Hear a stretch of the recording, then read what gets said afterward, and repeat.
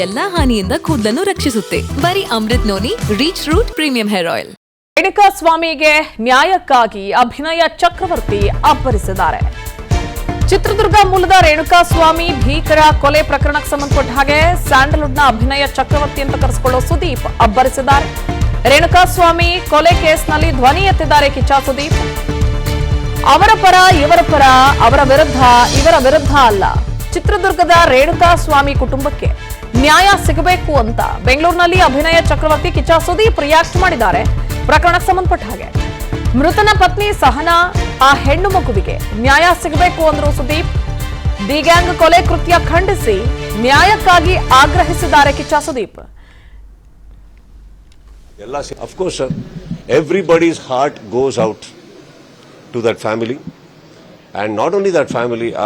ಏನೋ ಸರ್ ಅದೇನೋ ಸರಿ ಕಾಣಿಸ್ತಾ ಇಲ್ಲ ದ ಹೋಲ್ ಅಟ್ಮಾಸ್ಫಿಯರ್. ಅಂಡ್ ಇದಕ್ಕಿಂತ ಹೆಚ್ಚಾಗಿ ಚಿತ್ರರಂಗಕ್ಕೆ ಒಂದು ನ್ಯಾಯ ಸಿಗಬೇಕಾಗಿದೆ ಸರ್ ಇವತ್ತು. ಕಾರಣ ಏನಂತಂದ್ರೆ ಇದು ಯಾವುದೋ ಚಿಕ್ಕ ಚಿಕ್ಕ ವಿಚಾರ, ಯಾವ್ಯಾವುದೋ ವಿಚಾರಗಳು ನಡೀತಾ ಇರೋದೇನಿದೆ, ಚಿಕ್ಕ ಚಿಕ್ಕ ವಿಚಾರಗಳು ನಾನು ಹೇಳ್ತಾ ಇರೋದು ಹಿಂದೆಯಿಂದ ತಗೊಂಡ್ರು ಪ್ರತಿ ಟೈಮಲ್ಲೂ ಚಿತ್ರರಂಗದ ಮೇಲೆ ಏನಾದ್ರು ಒಂದು ಬರ್ತಾ ಇರುತ್ತೆ.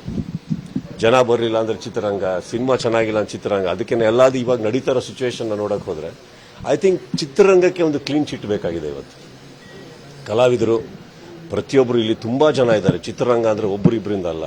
ಏನಾಗಿದೆ, ಇದೆಲ್ಲದಕ್ಕೂ ಒಂದು ತೀರ್ಮಾನ ಸಿಕ್ಕಿ ಕರೆಕ್ಟ್ ಆಗಿರೋ ಯಾರು ಆರೋಪಿಗಳು ಅಂತ ಅನ್ಕೊಂತಾರೋ, ಕರೆಕ್ಟ್ ಆಗಿ ಯಾವ್ದು ಜಡ್ಜ್ ತೀರ್ಮಾನ ಮಾಡ್ತಾರೋ ಅದೆಲ್ಲ ಸೇರಿ ಒಂದು ನ್ಯಾಯ ಸಿಕ್ಕಿದಾಗ ಎಲ್ಲದಕ್ಕಿಂತ ಹೆಚ್ಚಾಗಿ ಚಿತ್ರರಂಗನೂ ಅಷ್ಟೇ ಖುಷಿ ಪಡುತ್ತೆ ಸರ್. ಯಾಕಂದ್ರೆ ಆ ಫ್ಯಾಮಿಲಿಗಾಗ್ಲಿ ಎಲ್ಲರಿಗೂ ಒಂದು ನ್ಯಾಯ ಸಿಗಬೇಕು. Of course sir, everybody's heart goes out to that family, and not only that family. ಏನೋ ಸರ್ ಅದೇನೋ ಸರಿ ಕಾಣಿಸ್ತಾ ಇಲ್ಲ ದ ಹೋಲ್ ಅಟ್ಮಾಸ್ಫಿಯರ್. ಅಂಡ್ ಇದಕ್ಕಿಂತ ಹೆಚ್ಚಾಗಿ ಚಿತ್ರರಂಗಕ್ಕೆ ಒಂದು ನ್ಯಾಯ ಸಿಗಬೇಕಾಗಿದೆ ಸರ್ ಇವತ್ತು. ಕಾರಣ ಏನಂತಂದ್ರೆ ಇದು ಯಾವುದೋ ಚಿಕ್ಕ ಚಿಕ್ಕ ವಿಚಾರ, ಯಾವ್ಯಾವುದೋ ವಿಚಾರಗಳು ನಡೀತಾ ಇರೋದೇನಿದೆ, ಚಿಕ್ಕ ಚಿಕ್ಕ ವಿಚಾರಗಳು ನಾನು ಹೇಳ್ತಾ ಇರೋದು ಹಿಂದೆಯಿಂದ ತಗೊಂಡ್ರು ಪ್ರತಿ ಟೈಮಲ್ಲೂ ಚಿತ್ರರಂಗದ ಮೇಲೆ ಏನಾದ್ರು ಒಂದು ಬರ್ತಾ ಇರುತ್ತೆ. ಜನ ಬರಲಿಲ್ಲ ಅಂದ್ರೆ ಚಿತ್ರರಂಗ, ಸಿನಿಮಾ ಚೆನ್ನಾಗಿಲ್ಲ ಅಂದ್ರೆ ಚಿತ್ರರಂಗ, ಅದಕ್ಕಿಂತ ಎಲ್ಲಾದ್ರೂ ಇವಾಗ ನಡೀತಾ ಇರೋ ಸಿಚುವೇಶನ್ ನೋಡಕ್ ಹೋದ್ರೆ ಐ ಥಿಂಕ್ ಚಿತ್ರರಂಗಕ್ಕೆ ಒಂದು ಕ್ಲೀನ್ ಚಿಟ್ ಬೇಕಾಗಿದೆ ಇವತ್ತು. ಕಲಾವಿದರು ಪ್ರತಿಯೊಬ್ಬರು ಇಲ್ಲಿ ತುಂಬಾ ಜನ ಇದ್ದಾರೆ. ಚಿತ್ರರಂಗ ಅಂದ್ರೆ ಒಬ್ಬರಿಬ್ಬರಿಂದ ಅಲ್ಲ. ಏನಾಗಿದೆ, ಇದೆಲ್ಲದಕ್ಕೂ ಒಂದು ತೀರ್ಮಾನ ಸಿಕ್ಕಿ ಕರೆಕ್ಟ್ ಆಗಿರೋ ಯಾರು ಆರೋಪಿಗಳು ಅಂತ ಅನ್ಕೊಂತಾರೋ, ಕರೆಕ್ಟ್ ಆಗಿ ಯಾವ್ದು ಜಡ್ಜ್ ತೀರ್ಮಾನ ಮಾಡ್ತಾರೋ ಅದೆಲ್ಲ ಸೇರಿ ಒಂದು ನ್ಯಾಯ ಸಿಕ್ಕಿದಾಗ ಎಲ್ಲದಕ್ಕಿಂತ ಹೆಚ್ಚಾಗಿ ಚಿತ್ರರಂಗನೂ ಅಷ್ಟೇ ಖುಷಿ ಪಡುತ್ತೆ ಸರ್. ಯಾಕಂದ್ರೆ ಆ ಫ್ಯಾಮಿಲಿಗಾಗ್ಲಿ ಎಲ್ಲರಿಗೂ ಒಂದು ನ್ಯಾಯ ಸಿಗಬೇಕು. ನ್ಯಾಯ ಬೇರೆ, ಫ್ರೆಂಡ್ಶಿಪ್ ಬೇರೆ, ರಿಲೇಶನ್ಶಿಪ್ ಕೂಡ ಬೇರೆ. ಚಿತ್ರರಂಗದ ಮೇಲೆ ಕಪ್ಪು ಚುಕ್ಕೆ ಬರೋದು ನಮಗೂ ಇಷ್ಟ ಇಲ್ಲ ಅಂತ ಕಿಚ್ಚ ಸುದೀಪ್ ಹೇಳಿದ್ದಾರೆ. ಯಾರೋ ಒಬ್ಬರಿಂದ ಕನ್ನಡ ಚಿತ್ರರಂಗದ ಹೆಸರು ಹಾಳಾಗಬಾರದು ಅಂದ್ರು ಸುದೀಪ್. ಯಾಕಂದ್ರೆ ತುಂಬಾ ಜನ ಸೇರಿ ತ್ಯಾಗ ಮಾಡಿರೋದ್ರಿಂದ ನಮ್ಗೆ ಈ ಶಕ್ತಿ ಇದೆ, ಚಿತ್ರರಂಗಕ್ಕೆ ಇತಿಹಾಸ ಇದೆ, ನಾನು ಈ ಚಿತ್ರರಂಗಕ್ಕೆ ಸೇರಿದವನು ಅಂತ ಅಭಿನಯ ಚಕ್ರವರ್ತಿ ಕಿಚ್ಚ ಸುದೀಪ್ ಬೆಂಗಳೂರಿನಲ್ಲಿ ರಿಯಾಕ್ಟ್ ಮಾಡಿದ್ದಾರೆ ಘಟನೆಗೆ ಸಂಬಂಧಪಟ್ಟ ಹಾಗೆ.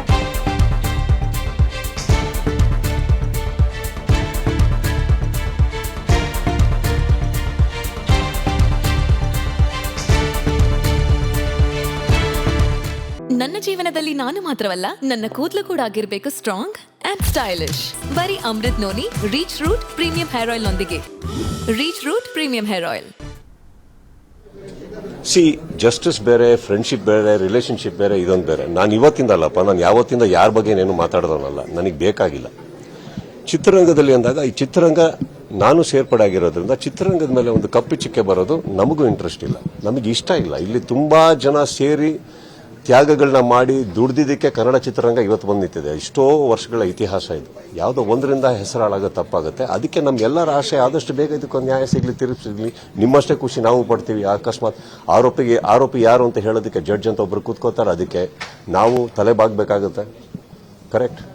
ಇಲ್ಲಿ ಕೂತ್ಕೊಂಡು ನಾವು ಜಡ್ಜ್ ಮಾಡೋದ್ರಲ್ಲಿ ನಮ್ಮ ಮೆಚ್ಯೂರಿಟಿ ಏನಿದೆ, that's all I am saying. ಇಲ್ಲಿ ನನಗೆ ಗೊತ್ತಿರೋದು, ನಾನು ಕಣ್ಮುಂದೆ ಬರೋದೇ ಆ ಫ್ಯಾಮಿಲಿ ಬರುತ್ತೆ.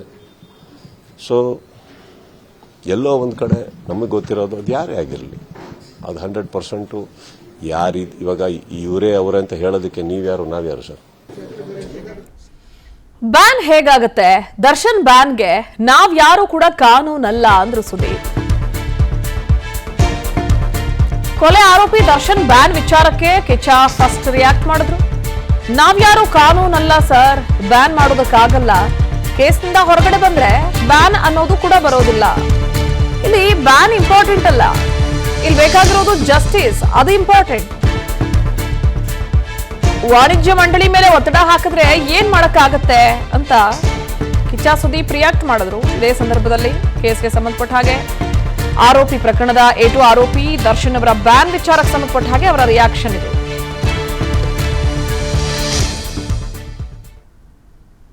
ಯಾರೇ ಒಂದ್ ಹೇಳ್ತೀನಿ ಕೇಳಿ, ನಾವ್ ಯಾರು ಕಾನೂನು ಅಲ್ಲ ಸರ್. ನಾವು ಬ್ಯಾನ್ ಆಗ್ಲಿ ಇನ್ನೊಂದಾಗ್ಲಿ ಮಾಡಕ್ಕಾಗಲ್ಲ. ನೀವ್ ಹೇಳಿದ್ರಲ್ಲ ಒಂದು ಉತ್ತರ ಇದೆ, ನೀವ್ ಹೇಳಿರೋದ್ರಲ್ಲೇ ಒಂದು ಉತ್ತರ ಇದೆ. ಏನು ಅಂದ್ರೆ, ಈ ಕೇಸಿಂದ ಹೊರಗಡೆ ಬಂದ್ರೆ ಅಂತ ಹೇಳ್ತೀರಾ. ಕೇಸಿಂದ ಹೊರಗಡೆ ಬಂದ್ರೆ ನಿಮಗೆ ಬ್ಯಾನ್ ಅನ್ನೋದು ಬರೋದೇ ಇಲ್ವಲ್ಲ.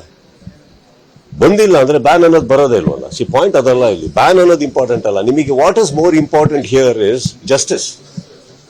ಇಲ್ಲಿ ಏನಾಗುತ್ತೆ, ನೀವು ಚೇಂಬರ್ ಅಲ್ಲಿ ನಮ್ಮ ಸ್ನೇಹಿತರು ಕೂತಿದ್ದಾರೆ, ಹಿರಿಯರು ಕೂತಿದ್ದಾರೆ, ಎಲ್ಲರೂ ಹೋಗಿ ಅವ್ರ ಮೇಲೆ ಒತ್ತಡ ಹಾಕಿದಾಗ ಏನ್ ಹೇಳಕ್ಕಾಗತ್ತೆ ಅವರಿಗೆ ಹೇಳಿ? ಕೆಲವು ವಾರಗಳಿಂದ ಕೆಲವು ತಿಂಗಳಿಂದ ನನ್ನ ಮೇಲೂ ಕುತ್ಕೊಂಡು ಬ್ಯಾನ್ ಅಂತ ಎಲ್ಲ ಇದ್ ಮಾಡ್ತಾ ಇದ್ರು. ಏನ್ ಬ್ಯಾನ್ ಅಂದ್ರೆ ಏನಂತ ಪಾಯಿಂಟ್ ಅದಲ್ಲ. ಏನ್ ನ್ಯಾಯ ಅದು ಮಾಡ್ಲಿ. ಚೇಂಬರ್ ಇರೋದು ಅಲ್ಲಿರುವಂತ ಚಿತ್ರರಂಗಕ್ಕೆ, ಅಲ್ಲಿರುವಂತ ನಿರ್ಮಾಪಕರಿಗೆ, ಪ್ರತಿಯೊಬ್ಬರಿಗೂ ನ್ಯಾಯ ಮಾಡ್ಕೊಡಕ್ಕೆ ಹೊರತು ಇದನ್ನೆಲ್ಲ ಬ್ಯಾನ್ ಅನ್ನೋದು ನಮ್ಮ ವರ್ಡ್ ಅಲ್ಲ. ಬಟ್ ನನ್ನ ಕಾನ್ಸಂಟ್ರೇಷನ್ ಆಗಲಿ, ಪ್ರತಿಯೊಬ್ಬರದ್ದು ಇಚ್ಛೆ, ಚೇಂಬರ್ ಅಲ್ಲಿ ಇರುವಂತ ಹಿರಿಯರ ಇಚ್ಛೆನೂ ಬಂದ್ಬಿಟ್ಟು ಇದಕ್ಕೆ ಬ್ಯಾನ್ ಅನ್ನೋ ವರ್ಡ್ ಅಲ್ಲ. ಇದಿರೋದು ನ್ಯಾಯ. ಎಲ್ಲರೂ ದುರ್ಬೀನ್ ಹಾಕೊಂಡು ನೋಡ್ತಾ ಇರೋದು ಪೊಲೀಸ್ನವ್ರು ಹೇಗೆ ಕೆಲಸ ಮಾಡ್ತಿದ್ದಾರೆ, ನೀವುಗಳು ಮಾಧ್ಯಮ ಮಿತ್ರರು ಹೇಗೆ ಕೆಲಸ ಮಾಡ್ತಾ ಇದ್ದೀರಿ.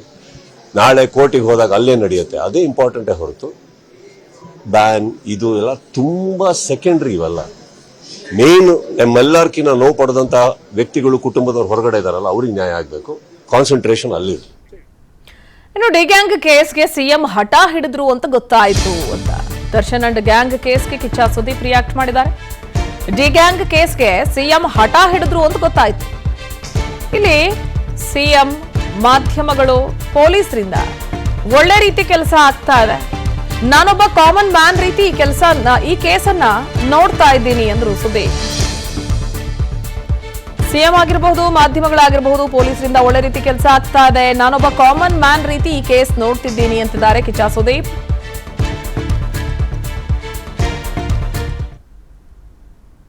ಮಾಧ್ಯಮ ಆಗಲಿ, ಪೊಲೀಸ್ ಸಿಬ್ಬಂದಿಗಳಾಗಲಿ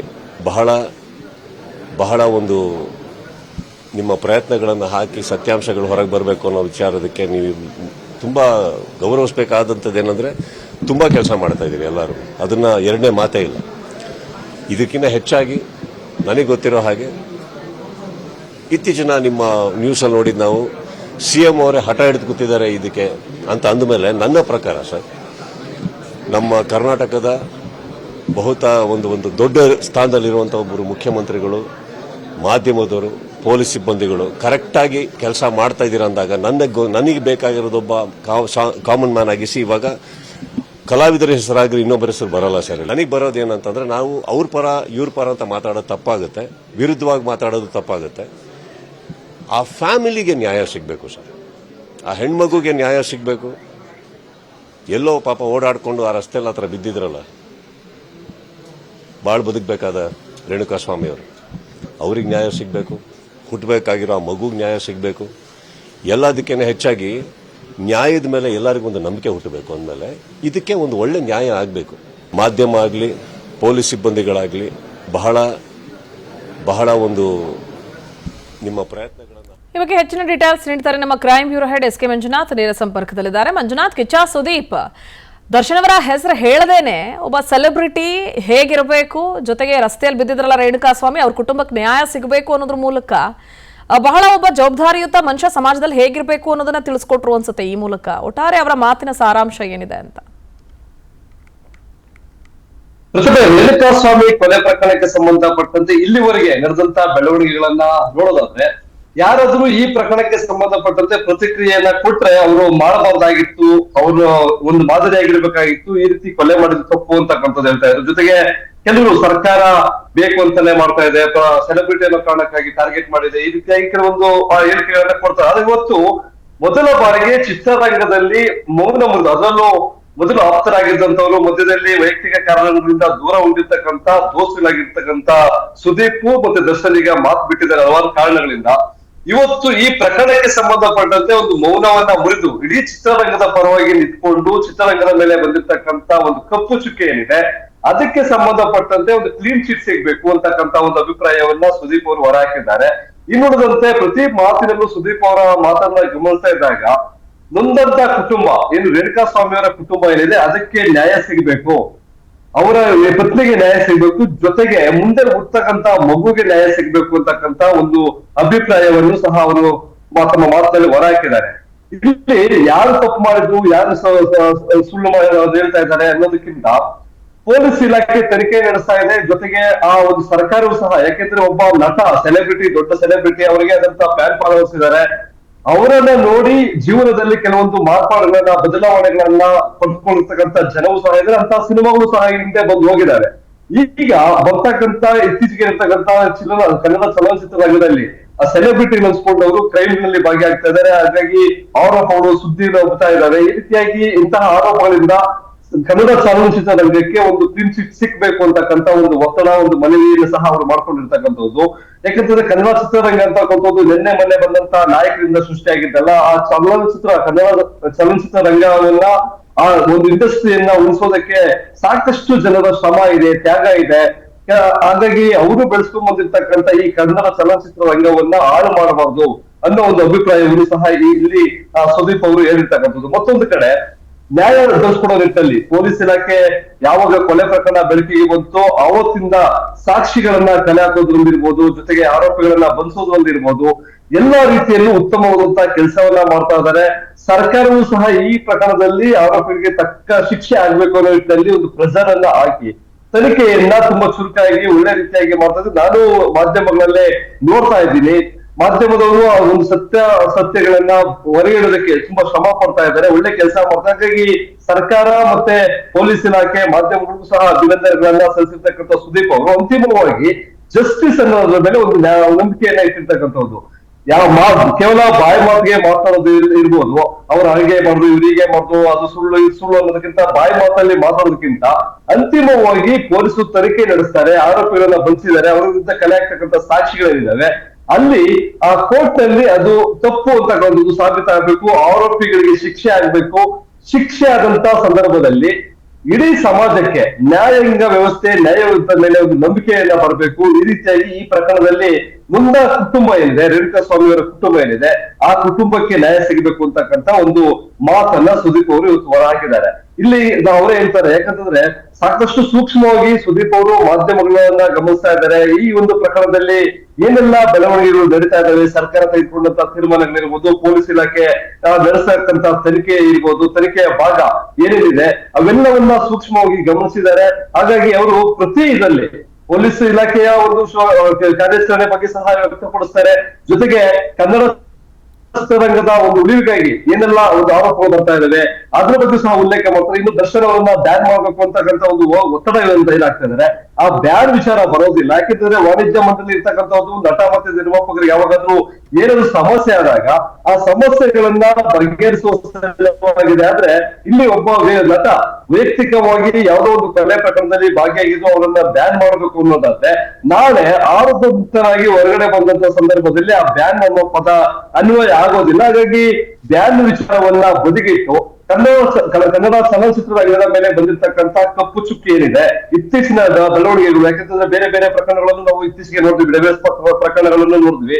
ಹಾಗಾಗಿ ಮಾದರಿಯಾಗಿ ಇರ್ಬೇಕಂತವ್ರು ಇವತ್ತು ಒಂದು ರೀತಿಯಾಗಿ ಸಮಾಜಕ್ಕೆ ಕೆಟ್ಟ ಸಂದೇಶವನ್ನ ಅದೇ ಕನ್ನಡ ಚಲನಚಿತ್ರದ ಸೆಲೆಬ್ರಿಟಿಗಳಿಂದ ಹೋಗ್ತಾ ಇದೆ ಅನ್ನೋದಾದ್ರೆ, ಅದನ್ನೆಲ್ಲವೂ ಸಹ ಅವೆಲ್ಲವೂ ನಿರ್ಮಾಣ ಆಗ್ಬೇಕು, ಕ್ಲೀನ್ ಚಿಟ್ ಸಿಗ್ಬೇಕು ಅಂತಕ್ಕಂತ ಒಂದು ನಿಟ್ಟಿನಲ್ಲಿ ತಮ್ಮ ಅಭಿಪ್ರಾಯವನ್ನ ವ್ಯಕ್ತಪಡಿಸಿದ್ದಾರೆ. ಮತ್ತೆ ಏನು ಈ ಎಲ್ಲಾ ಬೆಳವಣಿಗೆಗಳಲ್ಲಿ ಆರೋಪಿಗಳು ಬಂಧನಕ್ಕೊಳಗಾಗಿದ್ದಾರೆ, ಅವರ ಬಗ್ಗೆಯೂ ಸಹ ಕೆಲವೊಂದು ರೀತಿಯಾಗಿ ಅವರಿಗೆ ಆಕ್ರೋಶವನ್ನ ಹೊರಹಾಕಿದ್ದಾರೆ.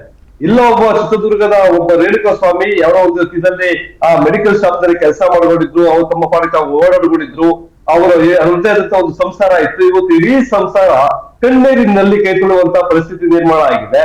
ಹಾಗಾಗಿ ಅಷ್ಟೊಂದು ಕ್ರೂರವಾಗಿ ಕೊಲೆ ಮಾಡಿ ಎಲ್ಲೋ ಒಬ್ಬ ಒಳಗೊಂಡಿದ್ದಂತ ಒಬ್ಬ ವ್ಯಕ್ತಿಯನ್ನ ರಸ್ತೆಯ ಬದಿ ಮಲಿಸ್ಬಿಟ್ಟೋಗಿರ್ತಕ್ಕಂಥವ್ರಿಗೆ ಒಂದು ತಕ್ಕ ಶಿಕ್ಷೆ ಆಗ್ಬೇಕು. ಆ ಶಿಕ್ಷೆ ಜನಸಾಮಾನ್ಯರಿಗೆ ನ್ಯಾಯ ಅನ್ನೋದು ಇದೆ, ನ್ಯಾಯ ಸಿಗುತ್ತೆ ಅಂತಕ್ಕಂಥದ್ರ ಬಗ್ಗೆ ಒಳ್ಳೆ ಅಭಿಪ್ರಾಯ ಬರಬೇಕು ಅನ್ನೋ ನಿಟ್ಟಿನಲ್ಲಿ ಇವತ್ತು ಸುದೀಪ್ ಇಡೀ ಸುಮಾರು ಈ ಪ್ರಕರಣದ ಆರಂಭದಿಂದ ಏನೆಲ್ಲ ಆಗ್ತಾ ಇದಾವೆ, ಜೊತೆಗೆ ಸರ್ಕಾರ, ಪೊಲೀಸ್ ಇಲಾಖೆಯ ತನಿಖೆ, ಇನ್ವೆಸ್ಟಿಗೇಷನ್, ನೊಂದ ಕುಟುಂಬಕ್ಕೆ ಅಂತಿಮವಾಗಿ ಅವರ ಒಂದು ಮಾತಿನಲ್ಲಿ ಇವತ್ತು ಕೇಳಿ ಬಂದಿದ್ದು ಜಸ್ಟಿಸ್ ಅಂತಕ್ಕಂಥದ್ದು. Okay.